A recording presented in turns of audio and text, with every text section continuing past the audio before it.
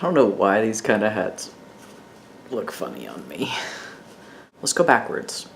We're gonna go backwards because I just can't pull off the other direction. Uno momento e por favor. Can you all see what this says?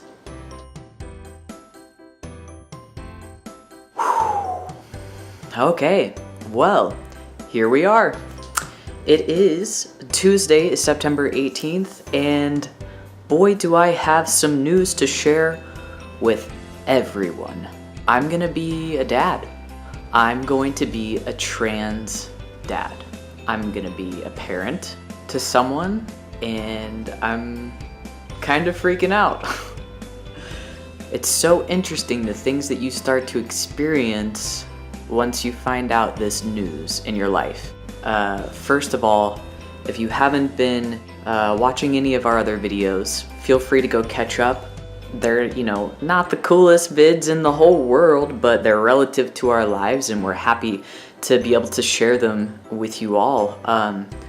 And the most shocking news of all is that my partner is pregnant, and she got pregnant on the very first IUI, the very first try with our doctor out here in Arizona, and we had less than a 20% chance of it working, period, and a much less percent chance of it working on the first try. So that doctor over there, he is doing lots of, the community of them are doing lots of things right. Whatever they're doing, it's working, and I just can't believe it. My family can't believe it. My partner can't believe it. She is exactly 9 weeks today, which is crazy. It's crazy. It gives me goosebumps just talking about it, because it's a hard thing to wrap your mind around, especially because this in particular is something that I knew I wanted for my life, but I didn't know how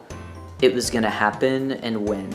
We have this cool app. It's called Ovia Pregnancy. It's a free app, and it kind of tracks the pregnancy and tells you all this helpful information throughout the pregnancy. So I had Tessa, my partner, also download it on my phone because I wanted to stay in the loop as well, even if she didn't, tell me what the app was telling her. So today it says, the baby is now about the size of an eastern-tailed blue butterfly. It sounds as if Yoda named these beauties, but they're common to North America, not a galaxy far, far away. Well, that's kind of funny that they said that. So this is the size of the baby today at 9 weeks. These are really cute. These have gone through some pretty cute stages. The early stages, I'm looking at a picture of what the baby looks like right now, but the early stages were like really funny, like tail and all. But this is what the baby looks like at 9 weeks. Isn't that just the cutest little thing you've ever seen? I swear it looked like a little lizard before though, because it totally had a tail and stuff. That has gone away now. And it's really cool. This app tells her things like what to expect, what she may be experiencing right now, what she should be eating. For any people out there who are in partnerships and you are not the one who is pregnant, I think it's cool to download, the app or whatever your partner has to keep track of their pregnancy, because it helps you have a little bit of a better understanding of what they're going through, because they, first of all, may not tell you, and even if they do try to tell you, they might not know how to express it to you. So this is kind of like a quiet way that you can stay in the loop with how they are doing without them actually having to tell you themselves. So might help you be a better supporter throughout the pregnancy of your partner. At least I hope, and I think that's what it's doing for me. Only Tessa could say if it's working or if I've been supporting her enough and properly. Wow, already the 3rd month. That's like, wow, this is just wild to me how time has gone by. It says you've made it into the 3rd month. That dreaded first trimester is almost over, and the baby is about 1 inch long. So like, that might be, no, I think that's like 1 inch. Wow, their essential muscles and body parts are present. Their kidneys, liver, brain, and lungs are all starting to function on their own. And starting to develop taste buds? What? What are the point of taste buds right now for a baby? They can't taste anything. Okay, anyway, I'm getting distracted now because I'm just interested in what this has to say about our baby. But so we'll put that aside for now. But there's lots of really cool things in there. I'm sure there's a lot of apps out there. That's just the one that we have. But more so, I wanted the focus of these videos, here, me by myself, to be about my experience going into this as a new parent, but especially as a trans parent. Not to be confused with transparent, like the one singular word meaning see-through, but as a trans dash or slash parent, a trans dad to be more specific. Being a parent is something that I always knew I wanted to be, but I could never wrap my mind around actually physically being pregnant. Even before I knew that I was transgender, I just had a really hard time with that, and not like in a, oh my gosh, I'm scared kind of way, but maybe there was some fear in there too, but more like that seems completely and totally unnatural for my body, and I don't know if I will ever be able to do that. Even though I would like to have biological children, putting them and carrying them in my own body was not something I ever saw for myself. Now that the idea is coming together and the idea is happening and the baby is growing in someone else's body, it's just this whole different experience, obviously, than I ever expected, but also along the same lines of something that maybe I thought would come, that my partner would carry or that we would adopt. Too much, Louie, too much. Right now, at 9 weeks pregnant, I have been experiencing all sorts of weird emotions that I did not expect to experience. When we first found out that we were pregnant, it was shocking, absolutely shocking. We had been thinking positively and having hopes, but also not having such high hopes that we were gonna be super let down if the first try didn't work. We just realistically were trying to understand that it may take multiple tries. So that was just like, we were both blown away by that. And we have a small recording of that reaction, and I'll cut to it here so you guys can see how we took that news. Enjoy. Celeste from Dr. Craig's office, just giving you a call. We got in your results from earlier, and I've got some really good news for you. Shut up. Let me just put it this way: we're not going to need our consult for tomorrow. If that's okay. Like I said, give me a call back, and we can talk about our wonderful results. And What the? Is that real life?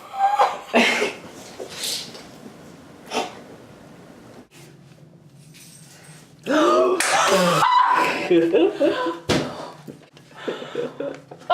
my god! Pregnant! Oh my! They have the right blood work! Right? Pretty incredible stuff right there. We listened to that message over and over again, and still couldn't believe it. They guided her in the direction that she should be going with medication and stuff like that, because she had been on a few things. If you want to know what those things are, I talked about them in a previous video. And then the next doctor's appointment that we had, so that initial announcement and understanding that she was pregnant was just like blissful and crazy. Like you have this sense of excitement and fear and all of this stuff kind of just like rumbling around in your body all at once. And then that, you know, you kind of sit on that cloud for a little bit, and then you tell certain people maybe in your life, and then but not everybody, because you know, you don't want to tell a whole bunch of people and then something tragic happened or something like that. But then as that time kind of fades, then things start getting a little bit more real and a little bit more serious, like especially when Tessa's been experiencing so much nausea and just like being so freaking exhausted that like 8:30 is a solid bedtime, and anything past that is too late, and she does not feel well. So like eating and sleeping habits and staying hydrated have been like super duper important things for her. And I've literally just been trying to do my best in supporting her in any way I possibly can, and trying not to be too much of a butthead for her, and really just kind of like setting my crap aside so I can just be the best I can be for her at this time.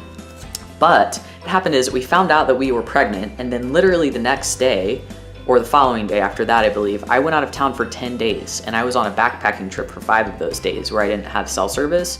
So it was crazy to find out this huge news together and then not be able to kind of soak in it together and then separate. I kind of also really enjoyed this because I got to sit with this idea alone by myself for several days, which sometimes I don't think I give myself enough time to set myself apart for a long enough period of time to really process what's going on in my life. And so this for me was really incredible. I had a 24-hour period where I was actually in the woods camping alone on something called a solo during the backpacking trip that I went on. And during that time, I was able to experience a whole bunch of different thoughts and emotions about my life in general, but especially specifically pertaining to family and our new pregnancy and the news and everything like that. So I was able to, during that time, just feel feelings and emotions towards the news that maybe the busyness of life had already gotten in the way of, or would have continued to get in the way of. And the strongest feelings I came out of that experience having were just pure joy and thankfulness and amazement and feeling blessed and just realizing just how precious this opportunity is to not only be a parent, but to be a trans dad and to be a trans parent and to have this experience with someone that I love so dearly, and that it's just such a blessing. Like, I just can't even express my gratitude, my gratitude towards the experience, especially because I'm still super fearful of the experience, and not fearful of like, oh my God, I'm scared to be a parent, but just fearful because I want nothing but the best for that child that's growing inside of her and for her at this time. This experience as a whole presents an entire different type of an anxiety that I have never experienced before in my life. And that anxiety is just being worried for that unborn child and being worried about its well-being and wanting everything to be okay and wanting everything to go smoothly and wanting that child to be happy and healthy and just thriving inside of my partner. And I want the same for my partner too. So Tessa came up to where I was for the last few days of my trip, so that we could be together. And it was a super stressful time for me because it was my kind of orientation and convention type thing for graduate school. So I was very busy, very tired from the backpacking trip, and not able to focus all of my attention on her like I had been and like I wanted to. I was kind of elsewhere mentally by that time. So I just wasn't proud of myself and how I dealt with that, because I was just feeling very overwhelmed, and like I saw her there not feeling well and pregnant and like wanted to take care of her, but also like I needed to take care of myself at that time, because I was just bloody exhausted and really focused on like getting started into my graduate program and super overwhelmed by all of that. That's also smoothing out now, by the way, so that's going well. It's been 6 years since I've been in school, so just a whole nother thing to be kind of happening at the same exact time that we found out we were pregnant. So long story short, get to the point, Louie, is that on our way home that day, coming back, we had our first fight in a really long time. And it was about Tessa getting not very upset, but just a little bit upset about a minor wedding detail. And then me seeing her get upset for the first time, and the upset had nothing to do with me, but just being a witness to her being just like a little bit upset, knowing that there was a baby inside of her, really upset me, like a whole lot. It took a lot of time for me to figure out why it was upsetting me so badly, but it's because I am and was so worried about the child inside of her and the way that it's developing and stuff, that I was getting upset with her for being upset. And it turned into a thing. You know, it's just tough because like you see somebody you love getting upset about something that really doesn't, it's like not worth getting upset about. They have a right to their feelings. So for her to get upset about it, that's her having a right to her feelings. And I can't sit there and be like, don't be upset about this. You can't be upset. Any other day, it would have just been like, whatever, get upset. I get it. But on this day, it was, please don't get upset. There's a baby inside of you. What is it gonna do to the baby? I don't know. please don't get upset. Like, I never want to see you upset. I don't want to see you mad. I don't want to see you raise your voice. I don't want to see you stressed out. Just please be okay, because during the whole 9 months, because there's a baby growing in there, and who knows how that affects children. This process is hard from this side of things because I have zero control over the body that our baby is growing in. And I can only do so much from here. I'm not inside of that body. So that's frustrating for me, being someone who is fairly used to having a certain amount of control over things, at least in my life, to now have this thing happening in my life, but have very little control over the vessel that it's growing in. So that was just tough. And that was my first time, and I even like cried hard about it later on when we finally figured out what was going on. It takes me a while sometimes to figure out what's upsetting me, and I'm sure it's exhausting for Tessa because I have to go through a whirlwind of crap to get there finally. But I finally got there and was able, after spewing all of this BS probably at her, I was finally able to convey to her that I was simply worried about the health of our child, and I didn't want to see her angry or upset like that again because it concerned me.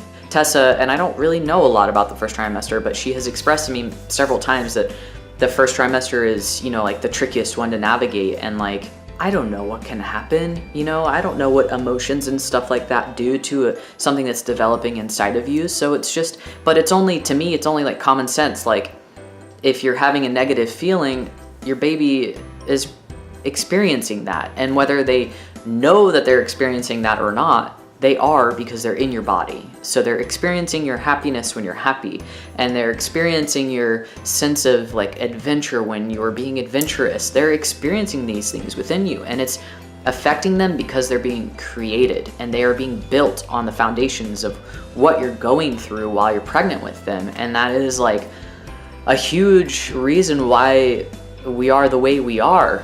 It's part of our developmental process, and that continues throughout the rest of your life. But even during conception, like, stuff is building you. You are being built. You are being created from nothing. The vessel, like your support system has a large effect on you. So anyway, that was my first experience and like first realization after experiencing like the joy and the gratitude and the happiness and the thankfulness. That was my first experience with a negative, scary emotion about Tessa being pregnant, because I realized, holy cow, this thing, and at that time, I shouldn't call it a thing, but this little human, and at that time it was only like 3 or 4 weeks old, isn't even like a shape yet, and I'm already worried and caring about its well-being.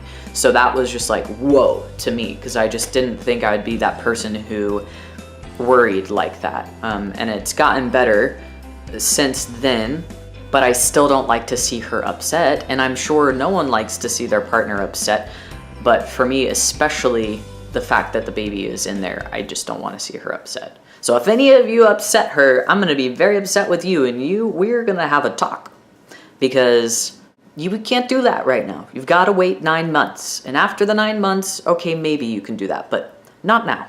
Especially me, Louie, I'm talking to you. Do not upset your fiance. Do not do it. Hold your shit together, be nice, do what you can, and be supportive. You got this. Gotta pep talk yourself or you're never gonna make it. So yeah, I wanted to show you all a 7-week ultrasound update that we had a couple of weeks ago. So I'm gonna cut to it here.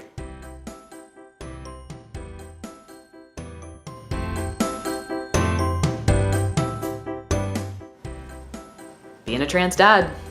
We'll see where this leads. I'm gonna keep doing this because I want to track it, and I want to share with people out there who are interested in becoming parents what it's like to be in this boat, what it's like to be in these shoes right here. I want to share with you all what this is gonna be like, and little by little, we'll do it. I will keep you all updated on what's going on. I appreciate you hanging out and listening to what I had to say today, and if you all have any questions about any of this up to this point, don't hesitate to ask. You can just leave it in the comments below. And as always, thank you so much for joining me today. I appreciate every single one of you, and I'm gonna go now. Thank you so much for joining, and I will see you next time. Peace out.